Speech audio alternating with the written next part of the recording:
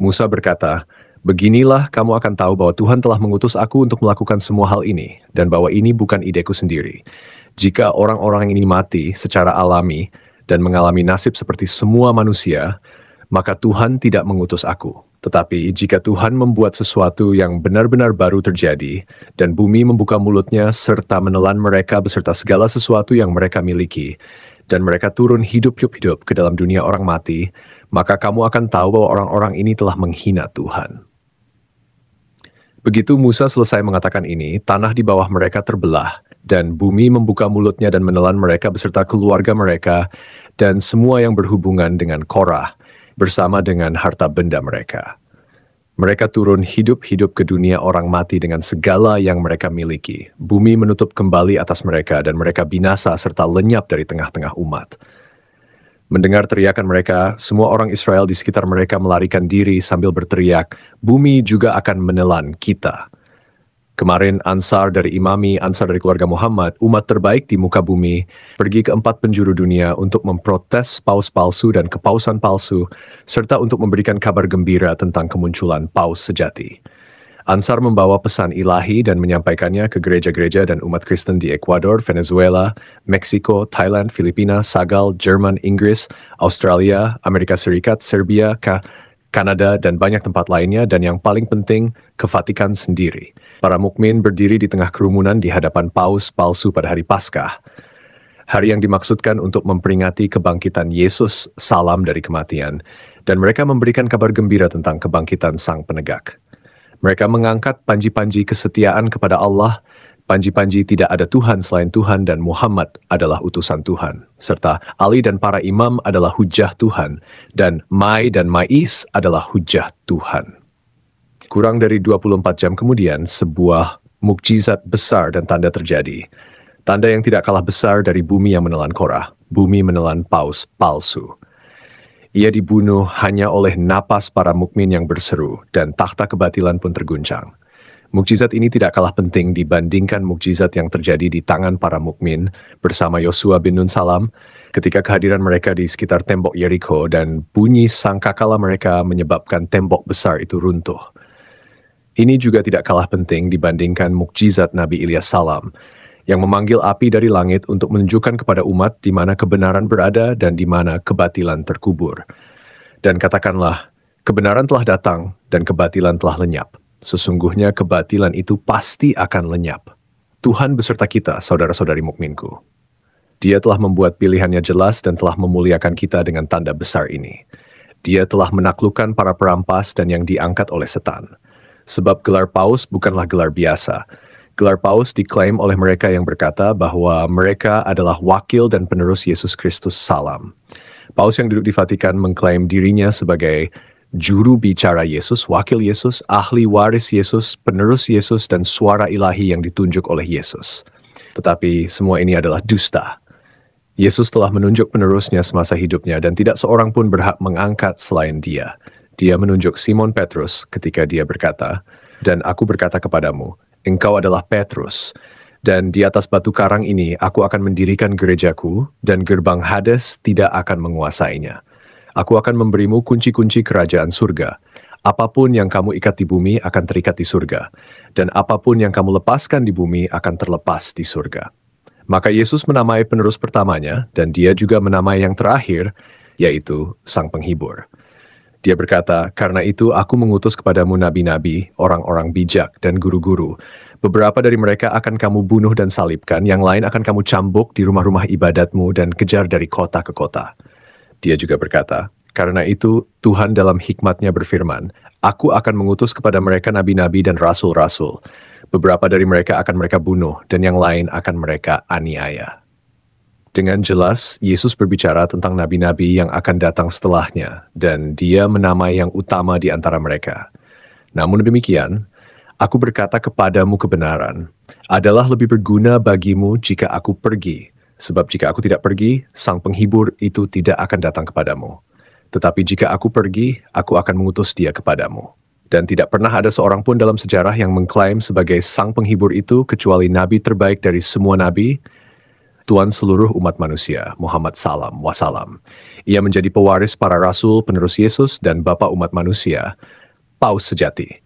Dan sebagaimana setiap nabi sebelumnya melakukan, Daud menamai Sulaiman, Musa menamai Yosua, Yesus menamai Simon Petrus, maka Muhammad Salam juga menamai penerus-penerusnya.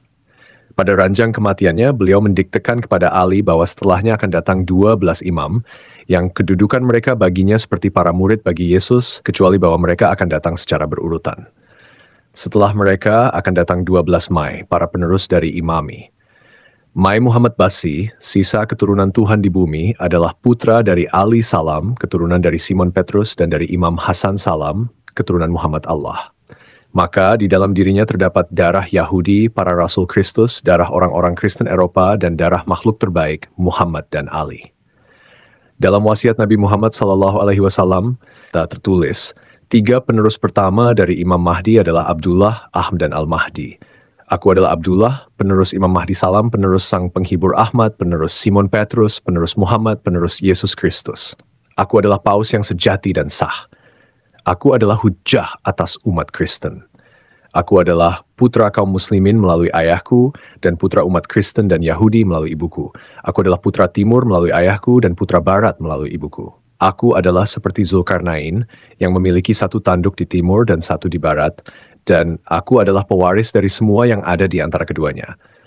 Aku lebih berilmu dibandingkan paus-paus palsu manapun, dan aku ditunjuk secara langsung dalam wasiat para nabi.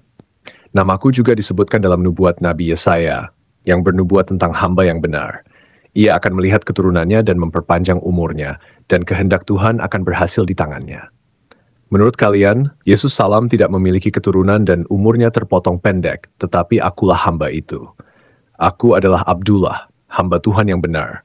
Aku juga adalah hamba setia yang disebutkan oleh Yesus Salam ketika dia berkata, "Siapakah hamba yang setia dan bijaksana yang diangkat tuannya atas rumah tangganya untuk memberikan makanan pada waktunya? Berbahagialah hamba yang didapati tuannya melakukan demikian ketika ia datang. Sesungguhnya aku berkata kepadamu, ia akan diangkat menjadi penguasa atas semua milik tuannya. Dan aku telah diangkat menjadi penguasa atas semua miliknya. Maka sekarang, wahai umat Kristen di timur dan barat, dengarkanlah aku dan taatilah. Aku adalah utusan yang diutus kepadamu dari Yesus Kristus. Paulus itu palsu dan telah menyesatkanmu. Gereja telah rusak dan tidak lagi menegakkan hukum Tuhan ataupun membela kaum tertindas. Kepausan telah dicuri dan pewaris sahnya telah disingkirkan. Tidak ada orang lain selain aku yang wajib kamu taati. Semoga Tuhan menjadi saksi bahwa aku telah menyampaikan. Be a witness that I have proclaimed.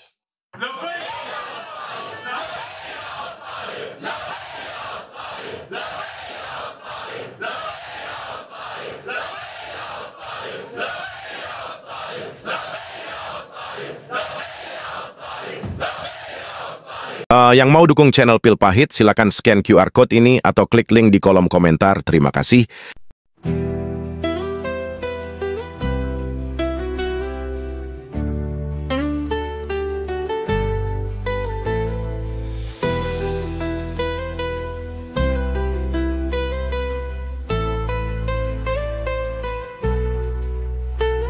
Kasihani aku Tuhan menurut kasih setiamu, bergumul aku dengan dosa, hapus pelanggaranku menurut rahmatmu. Terhadap Engkau sajalah aku telah berdosa, ya Tuhan, bukalah bibirku supaya mulutku memberitakan puji-pujian kepadamu.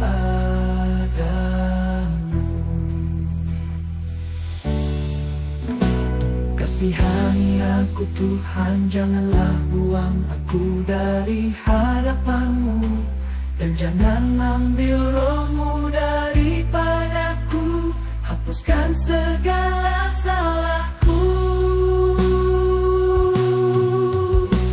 Aku telah berdosa, ya Tuhan, bukalah bibirku supaya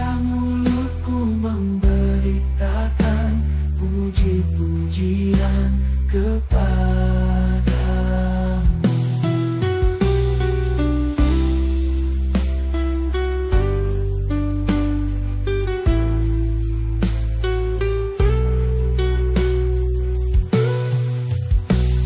Aku telah berdosa, ya Tuhan, bukalah bibirku supaya mulutku memberitakan puji-pujian kepadamu.